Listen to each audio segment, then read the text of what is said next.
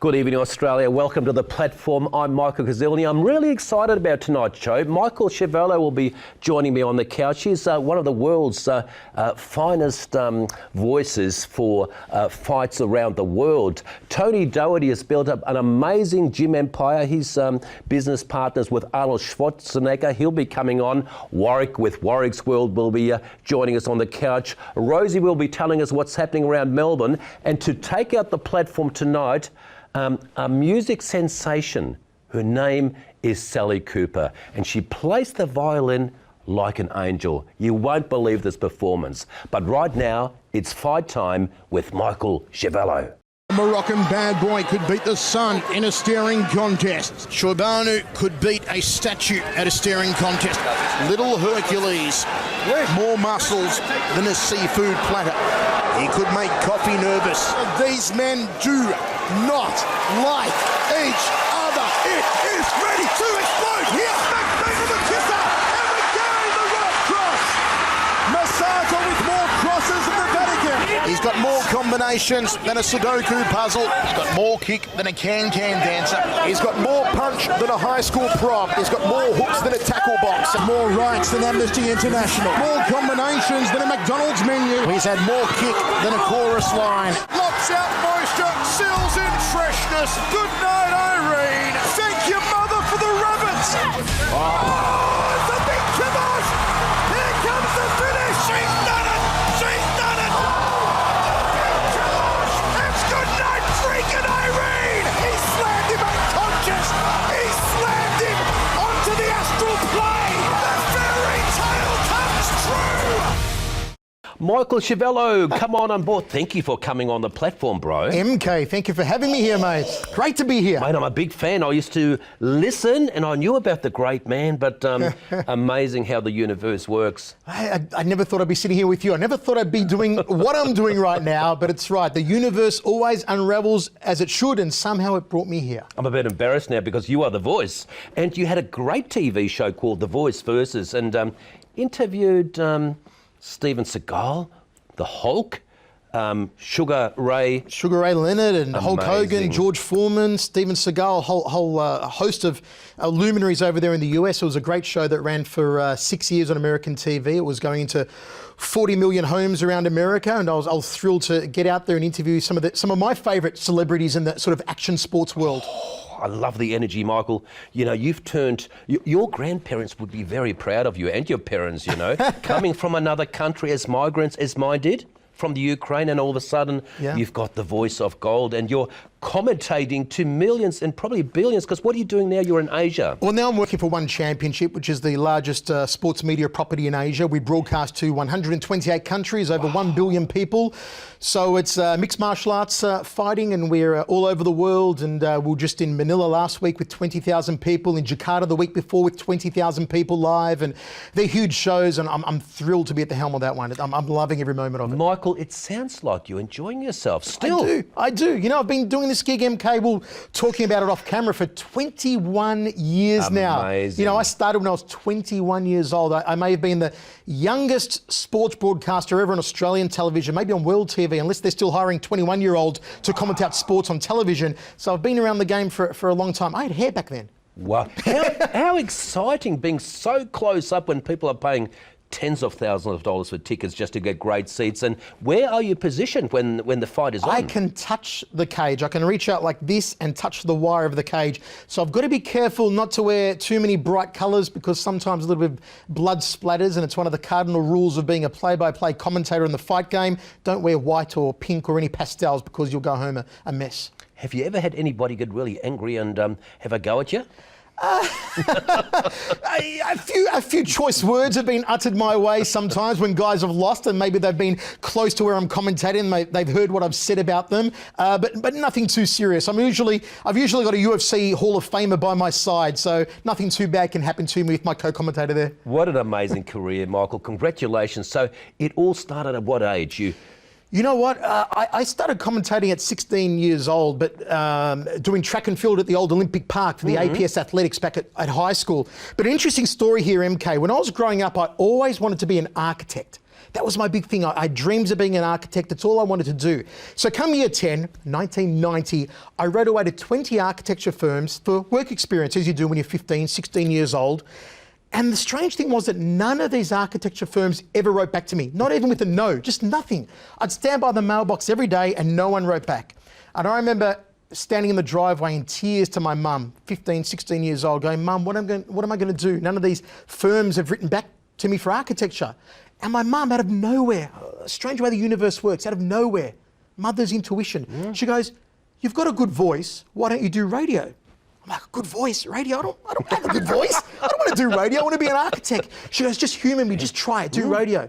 So at the time I listened to Triple M, the D Generation in the mornings. Calvinist. Yeah, right. I wrote to Triple M. Yeah, Richard Stubbs was 9 to 12 back then. Steve Speziale was reading the news. Yes. The great Lee Simon was on the air. Great okay. Man. And I wrote to Triple M, and within a week they wrote back to me and said, yep, come in for work experience. And I went in there and met this lady called Deanne Sloan. And she looked me up and down and she goes, what do you want to do in radio? And I said, I don't. I want to be an architect. She goes, I've got a good feeling about you. I'm going to stick you in the newsroom with our journalists. Wow. MK, I went in that newsroom and within 30 seconds, every dream of being an architect was gone. All I wanted to do with my life was radio and broadcast and media. It was meant to be. Amazing. And of all people, my mum thought I had a good voice. So what happened then at Eon FM? Yeah, it was just become Triple M. Rock Force, 92.3 Eon FM with Calvinist. Cool Triple M rock stickers on your school bag. Yeah, I used to have one on the back of my Datsun 120Y. I had Triple M Rocks Barnsley back in the day. You know, after Triple M, I went out and for years 11 and 12 in high school. You were DJ? Yeah, I was covering local sports. I was hosting my own community radio station. God. I used to say that while my mates were out and about in year 11 and 12 partying and getting drunk and losing their virginity, here I was going from sports ground to sports ground, my mum driving me around and commentating for local radio and writing for the local Progress Press and maybe popping papers. on at the Chevron or the Palace in between on a Friday or Saturday night. That's just between us, So, you know, I cut my teeth back then, and as we all did, and by the time I was 20, 21, I was further ahead than most people in my field. That is amazing, Michael. So 7 years in LA, what a spectacular lifestyle. And then, of course, great to have you back. But let's have a look at some of the work you've done overseas. Your first 5 films are considered classics of the genre. Above the Law, Hard to Kill, Marked for Death, Out for Justice, Under Siege, classics. I was a huge fan back in the day. When I first saw Above the Law, I must have been 13 years old. I was so into you, I think I whispered everything for a month afterwards just to imitate your voice.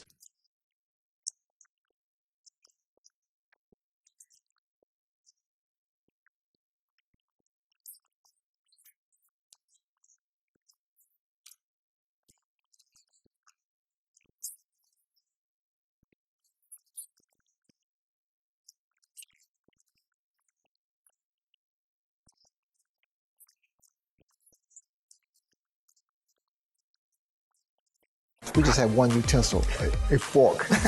So I didn't know what to pick up. And I observed Muhammad, and he grabbed his piece of bread and and the gravy. I did the exact same thing. So I learned etiquette from Muhammad Ali. Which fighter could walk into let's say you're at a restaurant with your family or a restaurant with your friends, which fighter could walk in and make you feel the most uncomfortable? None. Nobody can make me feel uncomfortable. Nobody makes me feel uncomfortable. After the whole Randy Couture thing, you know, when I basically came out and said he's 100% man in the octagon and he's the furthest thing from a man outside of the octagon, he was sitting 3 tables over from me at a restaurant right after that. I could care less. Michael, I am impressed. What a spectacular media journey, mate. Thank you. Did you ever go to any of the award nights? You know, I went to a couple of the award nights in Las Vegas and walked the red carpet and did as you do, and they're always fun. You know, they're a fun aspect of the game. A lot of rewards in this business, as you know, MK. Besides the high-profile fighters, which big names did you meet over there? You know, I think we saw a clip there of Steven Seagal, and he was probably one of the more unique guys I met. Let me tell you a little bit about Steven Seagal. So we did an interview at the beautiful Phoenician Resort in Scottsdale, Arizona. It's a 45-degree day, piping hot, and we're in the penthouse suite. And Seagal rocks up to the interview, and he's 2 hours late, mind you, and he gets out of his car and he's like, I'm so sorry I'm late. I had some special international diplomacy phone calls to make, but I can't tell you about it. It's top secret business, but I'm sorry I'm late. It's like, okay, Stephen.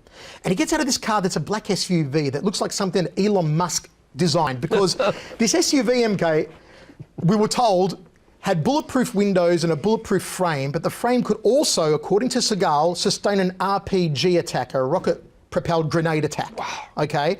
And in the case of a chemical attack or a gas nerve attack against Stephen, it could be hermetically sealed. So Stephen essentially will be sealed and protected in the car while the gas and chemicals dissipated outside, because apparently someone might instigate a chemical attack against Steven Seagal. So we go upstairs to the interview area and Stephen walks in. And as you know from your show here, it takes a while to set up the set on any interview show. And our producers and lighting guys take 2 or 3 hours. We've got one of those things on your seat. It comes out and, hermetically seals me because I demanded it in my diva list backstage. Of course. It has to we be don't done. want you getting hurt. I'm sealed, I'm protected. But Stephen walks into set and all of a sudden he wants to change the lighting. This light's too tall and this light's too low and you've got to shadow half my face and make my hairline lower. So our producers had to rearrange everything. And then my sound technician is going and putting on his lapel microphone, this little thing here, and he's going and putting it on. And he's got this strange look on his face, our microphone guy, and he comes over to him and he goes, "Voice, I've got to tell you something." I go, "What is it?" He goes, "Seagal's wearing a bulletproof vest." I'm like, "What?" He goes, "Yeah, under his shirt he's wearing a bulletproof vest." I'm like, that's kind of weird. It's 45 degrees outside. Guy's wearing a Kevlar. And he's got these hunting glasses on, which I wouldn't let him wear for the show. I forced him to take them off so people could see his beady eyes, and eventually took off these hunting glasses. The interview's about to start, and in the background is Stephen's bum bag. He's got a fanny pack, they call it in America, a bum bag. So I wave to my producer and say, "Move the bum bag out of shot." My producer picks up the bum bag, and Stephen's like, "Sir, be very, very careful. There are many dangerous things in there that if you drop it, could kill us all." So my producer carries this bum bag like Indiana Jones handling the gold idol of the Havitos natives in Indiana Jones, carries the bum bag out of shot. And he comes up to me and he goes, "Seagal's got 5 handguns at least in the bum bag." And I'm like, "What? Are you serious?" Stephen goes to get makeup from our makeup artist. And mind you, our makeup artist has a normal American accent, but she makes the mistake of telling Stephen she's of a Jamaican background. So all that day, Stephen does a really bad Rastafarian accent whenever he talks to her. Throughout the entire day, he wouldn't drop it. Sounds like he's auditioning for Cool Runnings. And whenever Stephen speaks, he speaks in this half whisper. It's like it is in the movies. It's like the NSA is perched in the air vents and recording everything he says. It's really, really strange. And during the whole interview, he would look off camera to a space like over there where there's no one there. And so I'd be like, what's he keep looking at? And he's always very twitchy, very nervy, and he's a big boy, 6'5", and really thick. And he's one of those guys that you just don't quite know what you're getting. You can really drill deep into his psyche, and you don't know if you're going to get buried treasure or if your drill bit's just going to shatter into 1,000 pieces. So out of all the guests that I met during the show, Steven Seagal was probably the most unique one of all. Such a likeable character that you must have made friends with a lot of these people. A lot of them. I still keep in contact with Stone Cold Steve Austin, Michael Jai White, a lot of these guys, Dana White, I still give him a call and say hello and have a chat with him. Frank Dukes, another one. It's nice to meet these people professionally, but also when you can go past that and make a friendship and a genuine friendship where you appreciate each other's company, I think that makes it even more special. Michael, it's been a great pleasure having you on. MK, it's my pleasure, mate. It's a beautiful story. I want you on again if you could, please, I would sir. love to, anytime. Thank you. I'm really excited about your journey. I want to hear so much more, but thank you so much, and thank you very much for the pleasure of your company. We've got Warwick Capper coming on soon. He went to Thailand with some very, very exciting stories coming up next.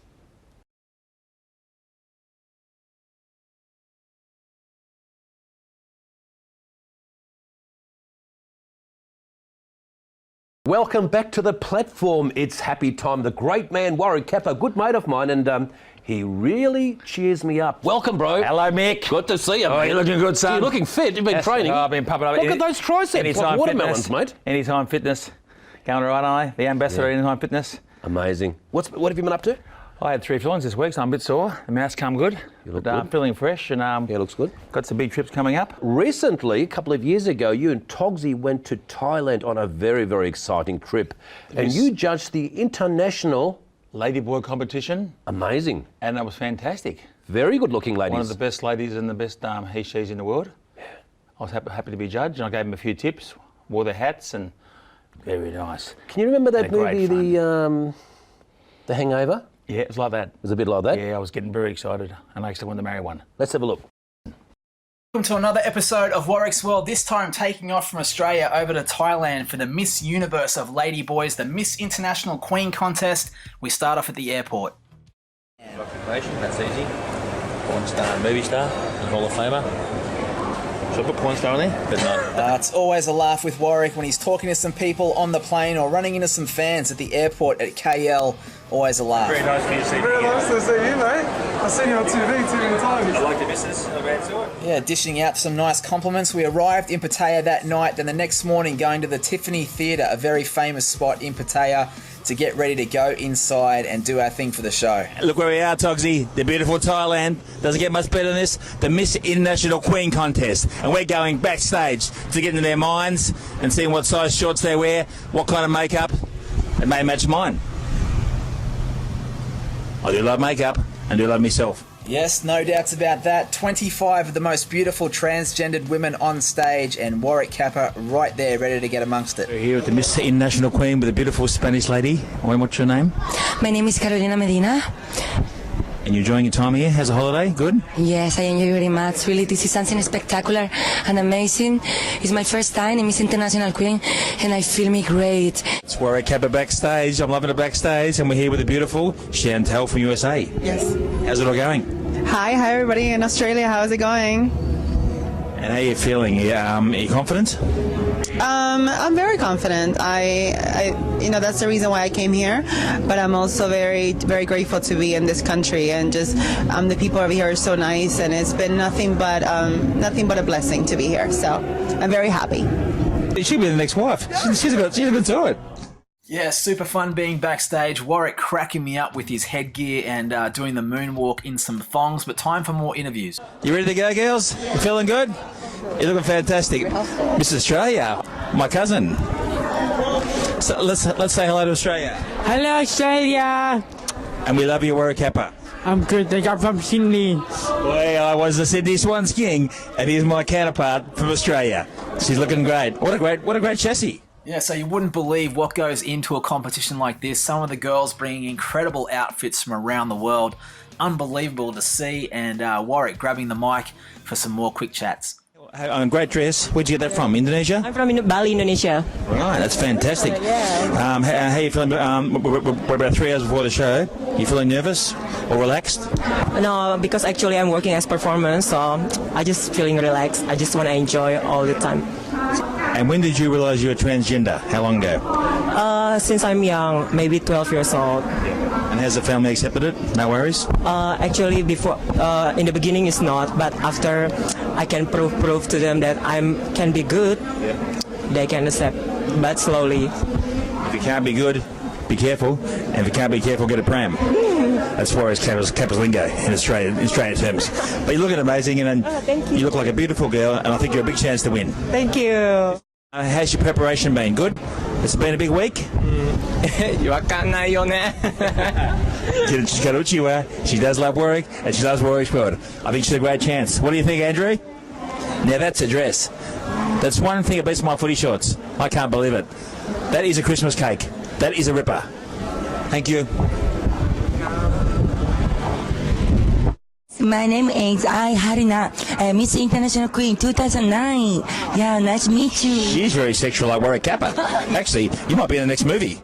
News station. This really this contest is very wonderful and great because sexual minority many big and what do people know? Please. Peace, love, and happiness. That's what I'm for too. And we've got the same makeup. Look, see, same skin. Yeah. I've got Chinese ancestors. See. Oh. What's that say? That says Warwick Capper. You are a very handsome man. Yeah, straight heart in male specialty. Yeah, I think is that honesty, sincerity. Yeah. 70, yeah. I hope so. When I got a tattoo, I was hoping you'd say that. You like Japan? Because I thought it said number 69. You love Japan. I love myself and Japan, and I love you. You're a ripper. You're in the next video. You are a ripper. Thank you. Ready? Let's sign off. Sawadika. Salika. Kupunka. Kochika. Kupunka. We love you long time. Yeah, so it's an incredible event if you get a chance to go, like a part stage show, and like I said, the Miss Universe for ladyboys around the world. In this competition, it came down to Miss Brazil against Miss USA. Miss Brazil taking out the title, and for us, time to jump in a taxi and go and grab some food and chill out. How far to go, mate? Very far? 7 kilometers. Okay, is there nice girls there? And a lot of Australians? Huh? A lot of Australians? Lion. Yeah, Australian, not lions, Australians. Australia.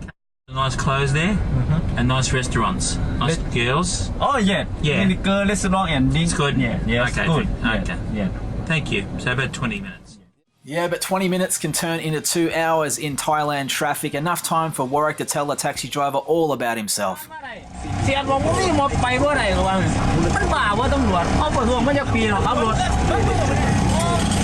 What's happening, nightmare? เพราะว่าหมอพ่อจะปีหรอกมันก็คือว่าตีนึงสิเขาคือว่าปิดป่านนี่ย่านนี่ยังหมากไหม้ก่อนรถแข่งไปท่านี่ก็ไปปิดอีกเด่นบ้านเขาก็ได้เลยวันนี้ข่อยจะกลับไปหมู่บ้านข่อยอยู่แล้วพวกเขาว่าติดปานไหนเนี่ย So there you have it, a quick fun adventure in Thailand. Stay tuned for more Warwick's World. He's not Australia, but he talks too much. He's a cheeky taxi driver. Was it Uber Black? Okay, yeah. I think it was Uber Gold. I'll tell you what, after 3 hours, he knew exactly what I was. I put him straight to Warwick's World. He looked at the highlights. Took him 4 hours. I didn't know Togsy speaks Thai. He interpreted what he said to the other Took guy. me 4 days for the highlights. Big package. 15 marks of the year every week. And I must thank a new sponsor, Chili Thai down at Bell Street. What a fun Get down for a trip. massage and they're all Thais there. Fantastic. Always inspire me, bro. You inspire the audience. Thank you very much for the luxury of your company. We'll see you next week. Gold Coast next week. Gold Coast and then LA. Thank you very much, bro. Warwick's World coming up very shortly. We're going to talk about the empire of Tony Doherty. In 1994, this man was flat broke. He's big. He then built up an empire, and he will tell you about his story of success. He's great. Don't go away.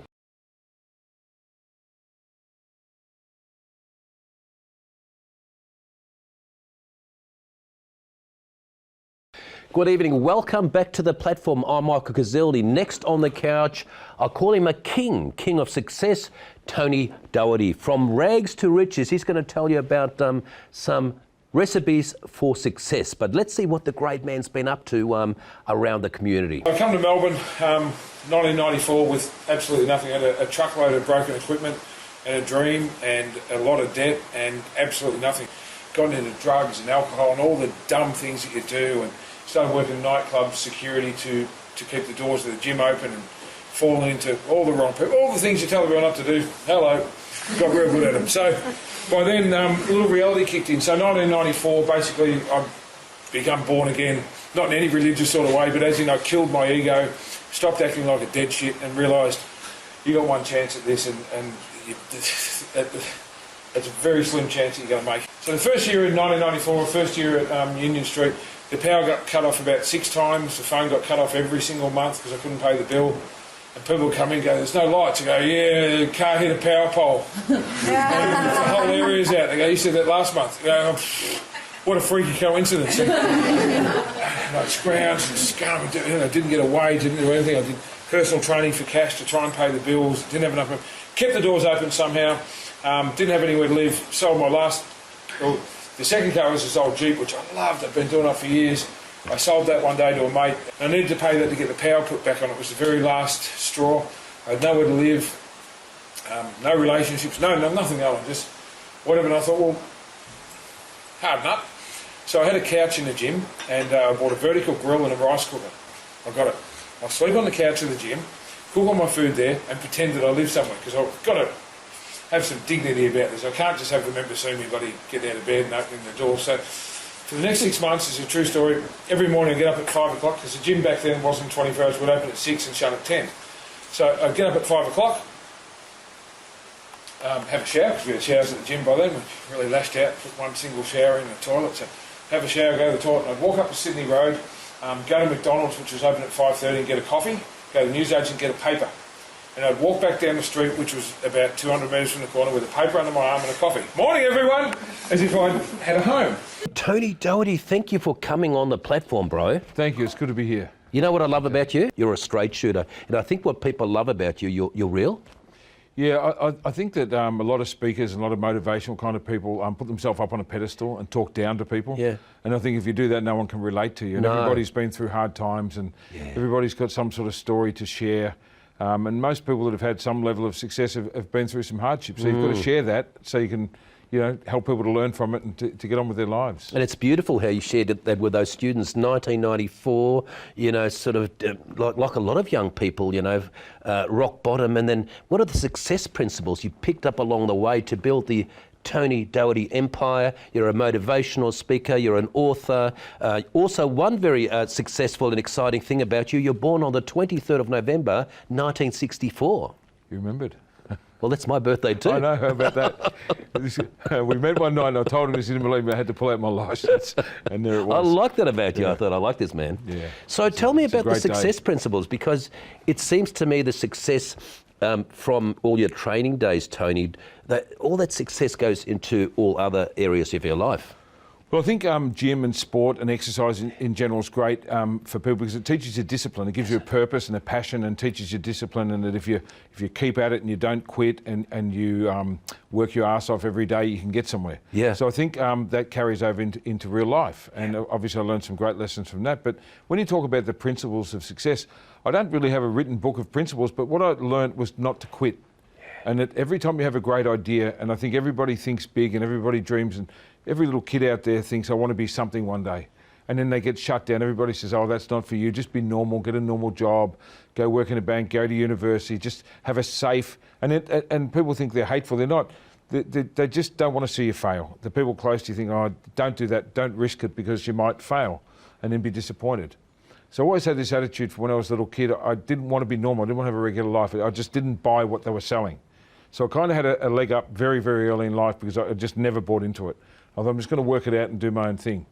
But what I found is every time you want to do something, people will say it's not going to work. And for example, when I moved to Melbourne to open the gym, everybody said, well, you're going to do this Doherty's gym. Who's going to go? It can't work. And of course, I stuck it out and I outlasted everybody. And when I started in the gym industry, everybody that I was up against, like I guess the competition, they were smarter. They were definitely more educated because I didn't flunk out of school. I just left school because I wasn't into it. And they all had more money behind them because I didn't have a cent. In fact, I moved to Melbourne with $250,000 worth of debt from the country. I had nothing, a truckload of broken equipment, a big dream, and just stuck at it and just wouldn't quit. And then when I decided to do a 24-hour gym, Australia's first one, everybody said it'll fail, it can't work. Who's going to go to the gym in the middle of the night? And I said, well, Melbourne's a huge city, 4.5 million people, and they do shift work, and there's cab drivers and waiters and waitresses and bouncers and nightclub workers and hospitality people and airport people. I can go on. Arnold Schwarzenegger. Well, I started promoting shows and bodybuilding competitions, and Arnold was my idol. In fact, the reason I got into the gym and promotions business because I was a kid watching, I think, a show like this. It might have been Mike Walsh show or something. And Arnold was a guest in the 70s promoting this book called The Education of a Bodybuilder. And I was watching it with my dad. I just had a light bulb moment. I go, I want to be like that guy. And it wasn't just his muscles. It was his charisma, his charm, and his confidence. And I thought, I was a chubby kid in the country, but I thought, how do I get into this bodybuilding? Dad said, well, you're going to lose some weight and work out a little bit and find out about it yourself. He encouraged my father, still my business partner now, always encouraged me through good and bad and crazy times. And so I set about this path. And when I was, I think, 14, I said to my mum and dad, don't send me to university because I've got brothers and sisters you can use that money for. I'm going to find I'm going to work for myself. And they were really worried because they had my best interest at heart, and they didn't have that opportunity. They said, you're crazy. I said, no, I'm going to be a gym owner and a bodybuilder and a promoter. And they said, how do you know that? And I said, because I know. And that's what I've done. Amazing. Yeah. Let's have a look at some of the work you've been doing with the great men. Well, two of the great men, Arnie and yourself. I think through bodybuilding, I got to come to America. Through bodybuilding, I learned about how to train and how to really be successful. I mean, you learn this from the sport, that hard work makes you successful. Not listening to the naysayers makes you successful. Working your butt off makes you successful. There's no shortcut. You got to work your ass off. You got to work. As I always say, there's 24 hours a day. We sleep 6 hours, then you have 18 hours available, and there's always time to train. In bodybuilding, you learn that, by being inclusive, by sharing, by having great training partners, by visualizing your goal, and going after that goal that you visualize relentlessly, and finding great joy on every step of the way, every rep you do, every set you do, every sit-up you do, every chin-up you do gets you one step closer to that goal. So you learn about visualization, you learn about discipline, you learn about camaraderie, you learn about, not listening to the naysayers, all of this stuff, and about giving back, that it's a give and take. When you have a training partner, you have to be as interested in the training partner when he does the bench press, that you watch exactly how he does the reps, and then to push him and to help a little bit in orders. So it's kind of a give and take. So all of this stuff you learn. As a matter of fact, if it wouldn't have been for bodybuilding, I would have never been able to get into movies. It was because, even though everyone said in the beginning, with your body, it would be impossible to get into movies, but the fact of the matter is, it was because of my body that I got into the movies. And it was because of my accent that I became successful in the movie business, even though they said it was a big obstacle in orders. And it was also the same principles of success that I've learned in bodybuilding that helped me then to become governor of California.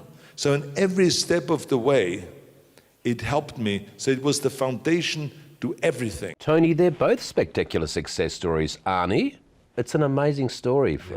And yours, it's like a powerhouse. Tell us about the tour. Well, look, for me it's surreal just watching that clip, and as a little kid who idolised Arnold, and to be his business partner now and travelling the world with him 6 or 8 times a year. How long have you done that for? This is my 4th year on the road with him. So I travel with him at least 6 times a year, sometimes 8, been to movie premieres and all that, but mostly we do the Arnold Sports Festival. Your mates? We've become great mates, yeah. He's become a real mentor to me and taken an interest in my life and business. He's the smartest guy I've ever met. And people always say to me, what's Arnold like? And I say, he's everything you hope your idol would be. He really is. He's just incredible. He's genuinely curious, he shows interest in everyone, he doesn't talk down to people, and he's just a great role model. So to be a kid that grew up with him as my idol, and then now to be business partners and travelling with him, sometimes it's surreal.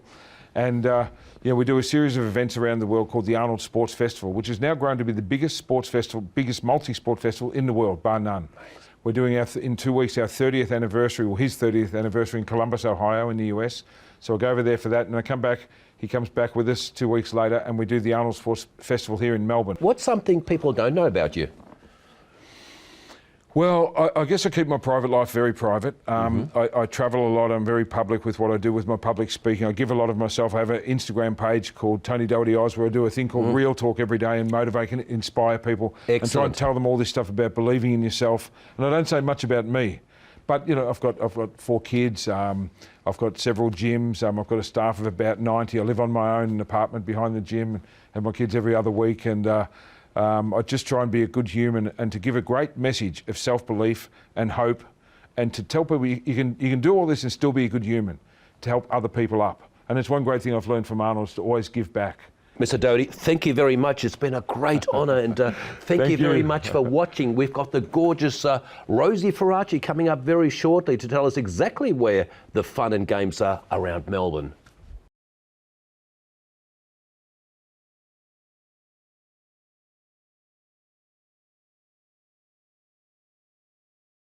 Thank you very much for the pleasure of your company. What an exciting and fun show.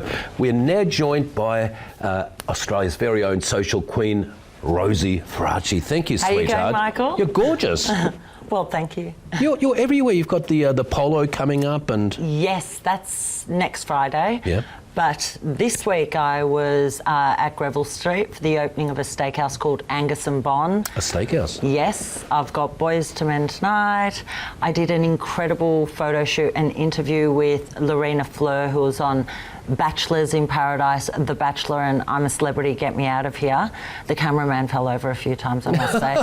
They were doing a little bit of an underwear shoot. Her and Sally Cooper, the international violinist who's performed for Beyonce, Hugh Jackman. So them two together, definitely every cameraman's dream. But the photos look incredible, so I can't wait to share that with you in the next That's amazing, Rosie. And Boys for Men, you just skipped over that, but they were a really great band from the 90s or 80s? I'd love to sing you a verse, but it's definitely sing not my song, Rosie. Oh, Don't be bashful. no. I'd be just off in a just second. One song. End of the road. No. No. It's like you giving me Blue Still. You won't give me Blue Still, so I'll sing. So after this, you're going to see Boys for Men. I am. So I have to get there before they start. Where are they playing? At the Track Centre. Are you going to interview the boys? I may have to How just play my exciting. cards right. Let's see how it what the goes. great Rosie Faraci's been up to in the last Perfect. week. Boom!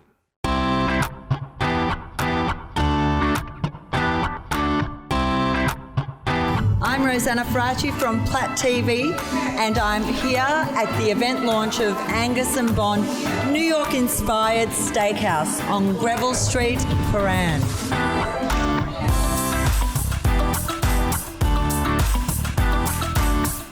I'm here with the chef of Angus & Bond, Declan. Now tell me, Declan, what would your signature dish be? I think the signature dish here would be like the ribeye. The ribeye is this dry aged O'Connor's ribeye. It's cooked over ironbark, and that's what I think this place would be known for is the dry aging beef. So either that or the sirloin on the bone. So Tully, you've tried probably all the best restaurants in Melbourne. What do you think? It's beautiful. I mean, the fit out's amazing. It feels very New York. It's a little bit New York vibe. The food's incredible. The drinks are delicious. I'm very impressed. Now, there aren't many steakhouses in Melbourne. What do you think about this venue? I actually think Melbourne needs more steakhouses. The venue's gorgeous. I'm all about fine dining and I live in South Yarra, so I'll definitely be coming here. Like, the menu looks amazing.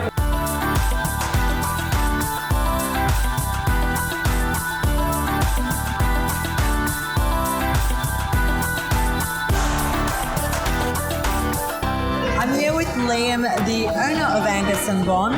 Now tell me, Liam, where did you get the inspiration? First of all, I love this building, and I actually used to come to the restaurant before. It never really worked, and the design, they never captured kind of the character in the building. And it's basically the existing building is what inspired the fit out. So I just felt that it just had that New York feel.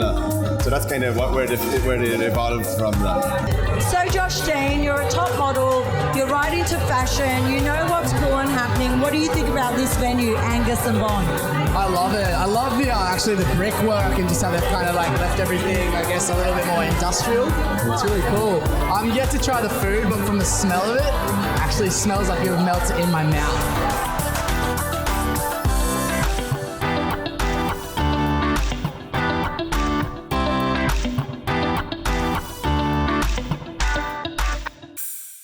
Rosie, are you having too much fun? I am, and I've got together events at Captain Baxter on Sunday at the St Kilda Festival on the rooftop. It goes absolutely crazy. What do we all come, the whole platform team? I think they should, but it's really hard to move there. I have no idea how the cameraman will get through. So what will you be doing there? I'm actually photographing the event and interviewing at the event. So there'll be heaps of VIPs, celebs, and it's actually a really fun day, and it's not too warm Sunday, thank Christ. But I wanted to say, these couches, they're like heaven. Cocalia furniture delivered. This is incredible. Thank you very much for sponsoring the platform.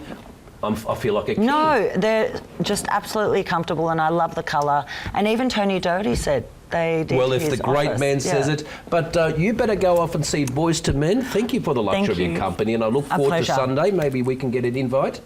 We'll see what I can do. All right. Thank you very much for the pleasure of your company. And coming up next on the platform, I call this lady a music genius. She plays the violin like an angel. Coming up next, the great lady, Sally Cooper.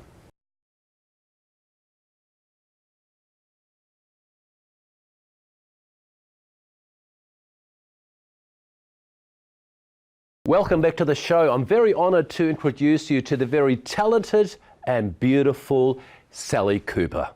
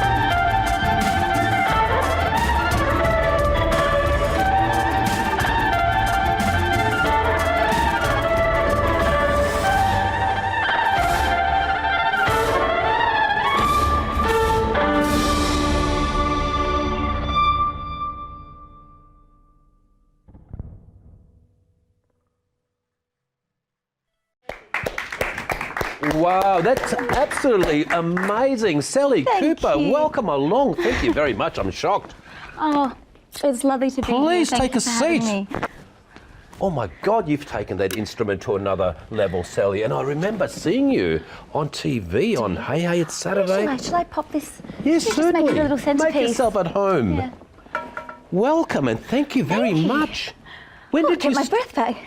You're a childhood genius. You know, you started playing at the age of 11. I actually started playing at the age of 7, and then I started studying at the local university. I grew up in Adelaide, so at the Adelaide University at the age of 8. And then I started performing solo concertos accompanied by orchestra at the age of 9. And it was just all whirlwind from then on. It seemed like another lifetime ago, actually. You know, it's quite amazing because at school they don't, learning the violin isn't that exciting, but you've taken it to another level. Oh, thank you. You really have, haven't you? It definitely brings a lot of excitement into my life, and to think that it brings any excitement into anyone else's life means that I feel like I've done my job.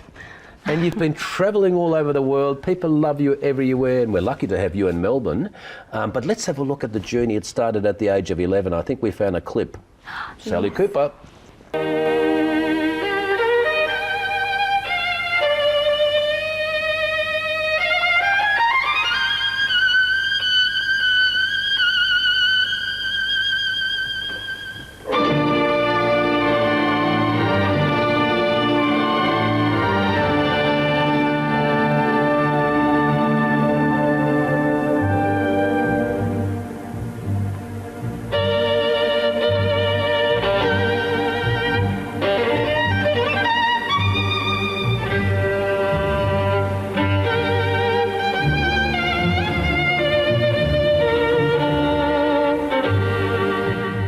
Wow, cute little girl. Where was that, Sally? That was actually with the Queensland Symphony Orchestra in QPAC in Brisbane. That's amazing. Yeah. And the Amazing journey memories. continued. So, Mum and Dad, were they musicians? No, my parents aren't musicians. I actually started because my best friend, when we were 6, she started playing the flageolet, which is an Irish tin whistle. I don't know if you've heard of that. And it looks a little bit like a recorder, but it's made out of tin. And everything that she did, as every child at that age was, would be like, everything she did, I wanted to do too. So when she started, I begged my parents, please, can I play the flageolet? They were like, what is that? And I was like, it's this cool little thing, it's like a whistle. So they let me start, and we joined a group that was affiliated with our primary school called the Wee Folk. And we all would get together, play Irish medleys. And the group manager called my parents a few weeks later and said, your daughter's picking up this instrument like lightning. I suggest you start her on a more traditional instrument. And someone chose the violin. What and a beautiful haven't looked story. back. Now, Yeah. Sally Cooper, you've travelled all over the globe and you've appeared on a lot of different TV stations. Tell us about some of the highlights over the last 15 years. Golly, my violin has taken me to some amazing places. I've been so lucky to travel the world, as you said, play at some beautiful corporate events, played with some amazing stars. And also, luckily enough, here in Australia, I've lived at a time where live music has been a big part of TV shows. So I've been lucky enough to work on Dancing with the Stars, X Factor, Australia's Got Talent, and Hey Hey It's Saturday. Oh, you where they made a superstar, Sally Cooper. Now, Hey Hey It's Saturday, we all enjoyed it very much, and then it came Yes, back, I think, Daryl. in 2010. It did. And I remember watching that performance. It just stuck in my mind. Do you really? Yeah, let's have a look. Let's have a look. do it. Hey, it's Saturday. Sally Cooper.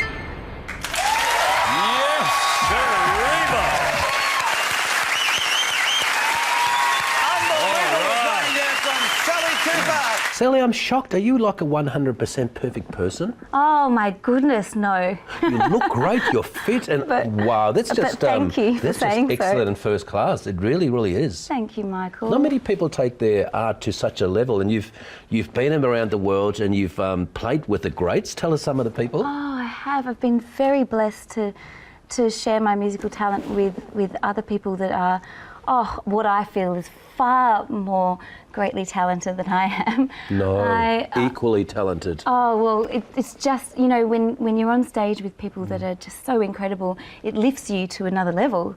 I've been lucky enough to tour with Bruce Springsteen, Rod Stewart, Delta Goodrem, Kylie, and performed with Hugh Jackman, and recently performed for Hugh Jackman, actually, and his wife Deb. Was it a party? In Sydney. It was a private party for their charity Adopt Change, which is a very, Isn't that beautiful? very important cause. And yeah, it's been a real whirlwind ride. I've loved What a every minute beautiful of it. journey. And what are your plans for the next few years? Just Well, doing what you're doing? Doing what I'm doing. So I recently recorded an album that's got a few of my favourite classic rock, gypsy and classical tunes on there. Oh, when's that coming up? It actually came out a couple of years ago. Terrific. That one. And I'm in the early stages of recording my second album at the moment, which is going to be more along the lines of soulful house, dance sort of tunes, which I love to do in a lot of my live corporate I'm really performances. looking forward to listening to them all, and we'll put something on the website for all our viewers. But it's been a great pleasure. Thank you very much for coming on the platform, and we wish you all the best for the future. Thank you so much for having me, Michael. Terrific. And viewers, thank you very much for watching. We've got a very exciting show coming up next week, but love and best wishes. We'll see you next week. Make sure to check out all our social media on the platform. I'm Michael Kuzilny. Good night.